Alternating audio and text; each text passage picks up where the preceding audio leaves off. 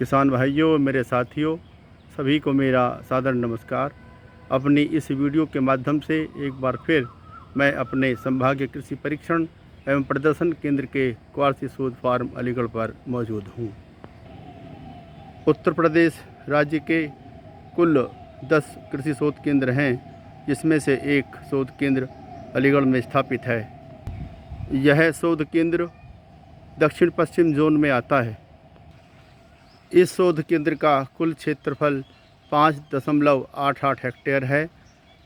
हमें कृषि वैज्ञानिकों द्वारा और कृषि विश्वविद्यालयों द्वारा खरीफ, रबी, जायद की विभिन्न फसलों की जो स्ट्रेन प्राप्त होती हैं, उसके मानक प्रजातीय परीक्षण और प्रदर्शन कराने हेतु 3 हेक्टेयर क्षेत्र निर्धारित है।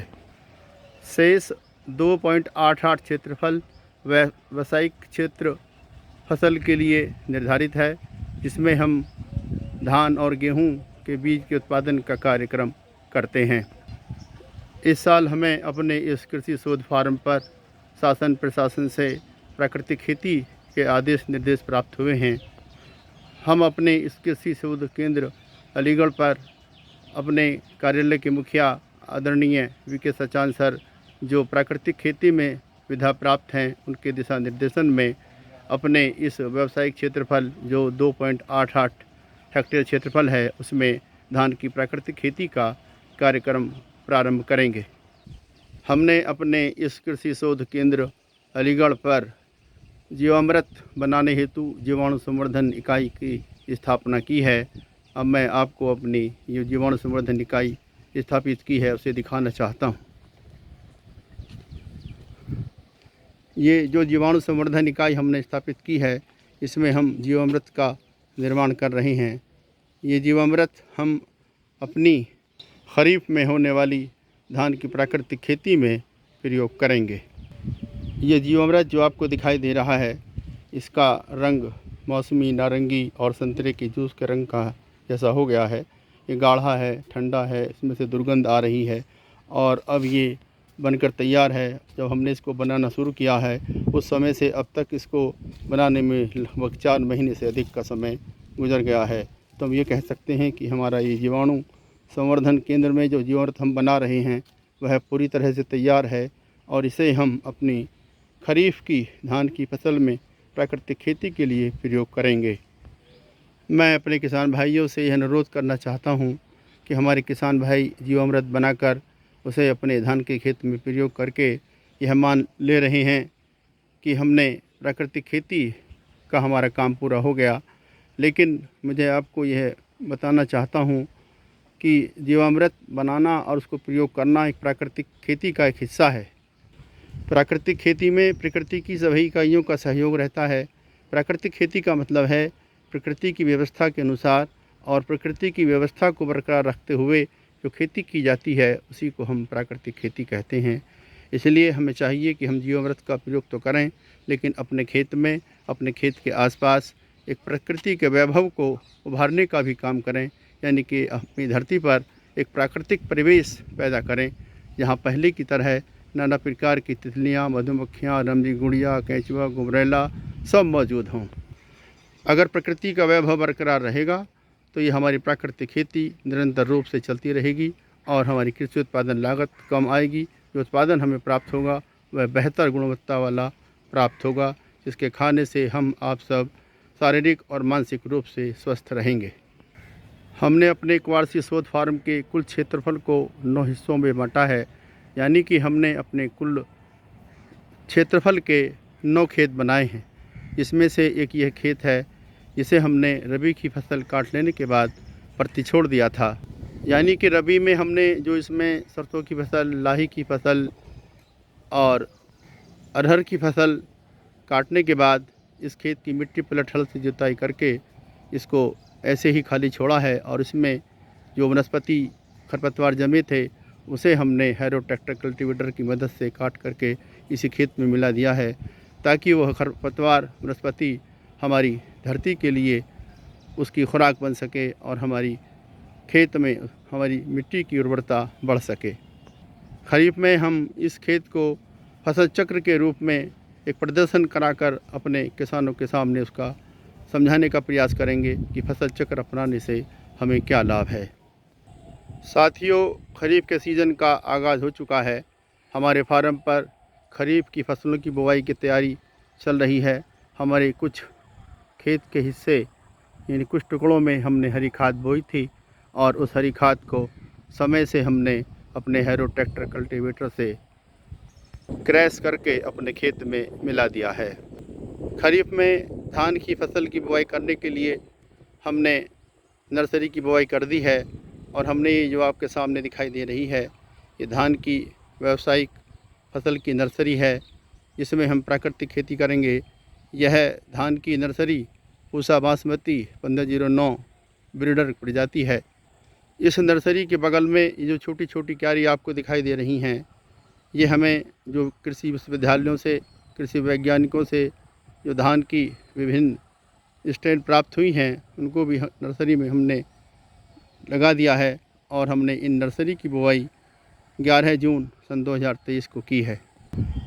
कृषि विश्वविद्यालयों से, कृषि वैज्ञानिकों से जो स्ट्रेन हमें प्राप्त हुई हैं, जिसमें अल्पकालीन, मध्यमकालीन, दीर्घकालीन, स्थानीय सुगंधित जो भी स्ट्रेन हमें प्राप्त हुए हैं, उन सब की नर्सरी हमने समय से अपने खेत में डाल दी गई है। हमने अपने फार्म के जो 9 खेत बनाए हैं, उसमें से कुछ खेत में अभी हरी खाद के लिए बोई गई ढैंचा की फसल खड़ी है और यह ढैंचा की फसल 1-2 दिन में हैरो ट्रैक्टर कल्टीवेटर की मदद से क्रैश करके खेत में मिला दी जाएगी। हमने अपने खेत के कुछ हिस्सों में हरी खाद की जो ढैंचा की फसल थी, उसको क्रैश करके अपने खेत में मिला दिया है। कुछ खेत में अभी हमारी ढैंचा की फसल खड़ी है, जिसे हम इसको अपने ट्रैक्टर हैरो कल्टीवेटर की मदद से क्रैश करके अपने खेत में मिला देंगे। इस ढैंचा की फसल को खेत में मिला देने से हमारे खेत की मिट्टी में जैव पदार्थ की मात्रा बढ़ जाएगी और जब हम जीवामृत इस खेत में डालेंगे, सूक्ष्म जीवाणु इस खेत में आएंगे तो उनको लिए भोजन प्राप्त हो जाएगा और वह जीवित रहेंगे। उनकी संख्या में, उनकी उपलब्धता में, उनकी क्रियाशीलता में वृद्धि होगी। इससे हमारी भूमि में जीवांश कार्बन की मात्रा बढ़ जाएगी, यानी कि ह्यूमस की मात्रा बढ़ जाएगी और हमारी भूमि की उर्वरता बढ़ जाएगी। फिर इसके बाद हम जो भी फसल बोएंगे उसमें कृषि उत्पादन लागत कम आएगी। साथियों, ये जो हमारा क्वार्सी शोध फार्म है, इसे हमने 9 हिस्सों में बांटा है। इसके हमने मृदा परीक्षण कराया था और इसमें जो जीवांश कार्बन की मात्रा है वो अलग अलग खेत में अलग अलग है। किसी खेत में 0.22% है, किसी खेत में 0.27% है, किसी खेत में 0.3% है और किसी खेत में 0.33% है। हरी खाद मिलाने के बाद जब हम इसमें जीवामृत मिलाएंगे और जीवामृत के माध्यम से हमारे खेत में सूक्ष्म जीवों की संख्या बढ़ जाएगी, तो सूक्ष्म जीव फसल अवशेषों को खाकर या जो फसल अवशेष पहले से हमारे खेत में मौजूद हैं उन्हें खाकर ह्यूमस की मात्रा बढ़ेगी और जीवांश कार्बन की उपलब्धता में वृद्धि होगी।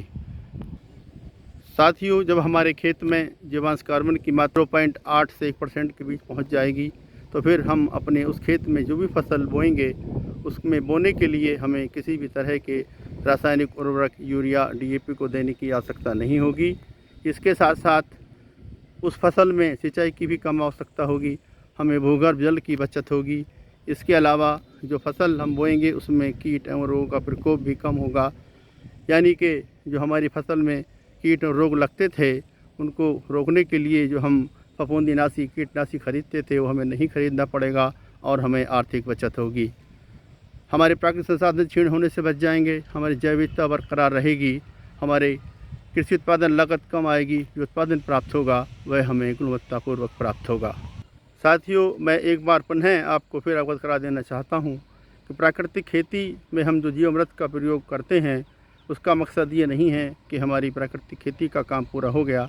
प्राकृतिक खेती का काम तभी पूरा होगा जब हमारा प्रकृति का वैभव बरकरार रहेगा, प्रकृति की व्यवस्था बरकरार रहेगी। क्योंकि प्राकृतिक खेती का मतलब भी यही है कि प्रकृति की सभी इकाइयों का सहयोग मिलता रहे और हमारी प्रकृति का वैभव बरकरार रहे, प्रकृति की खूबसूरती बरकरार रहे। हम अपने फार्म पर प्राकृतिक स्वरूप देने के प्रयास में जुटे हैं और हम देख रहे हैं कि आजकल हमारे फार्म में रंगबिरंगी तितलियाँ, मधुमक्खियाँ, रामजी गुड़िया, केंचुआ, गुबरैला और दूसरे मित्र कीट भी नज़र आने लगे हैं। मैं आप सभी किसान भाइयों से अनुरोध करना चाहता हूं कि अगर आप चाहें तो हमारे कृषि शोध फार्म अलीगढ़ का भ्रमण कर सकते हैं, अवलोकन कर सकते हैं और यहाँ से सीख लेकर अपने आप भी अपने में रसायन आधारित खेती से ध्यान हटाकर प्राकृतिक खेती करने की तरफ ध्यान दे सकते हैं। अगर हमारी प्रकृति का वैभव बरकरार रहेगा, प्रकृति की व्यवस्था बरकरार रहेगी, तो ये प्राकृतिक खेती हमारी निरंतर रूप से चलती रहेगी। साथियों, आपने मेरी बात को सुना। अगर आपको मेरी बात अच्छी लगे तो आप हमारी इस वीडियो को अपने साथियों में, अपने दोस्तों में, अपने किसान भाइयों में शेयर कर दें। साथ ही रसायन आधारित खेती से अपना ध्यान हटाकर प्राकृतिक खेती करने की तरफ ध्यान दें। मैं आप सभी किसान भाइयों से, साथियों से अनुरोध करूंगा कि हम आप सब मिलकर इस प्राकृतिक खेती को उसके मुकाम तक पहुंचाने में तभी कामयाब हो सकती है जब हम सब एक साथ मिलकर प्राकृतिक खेती करने की तरफ ध्यान दें।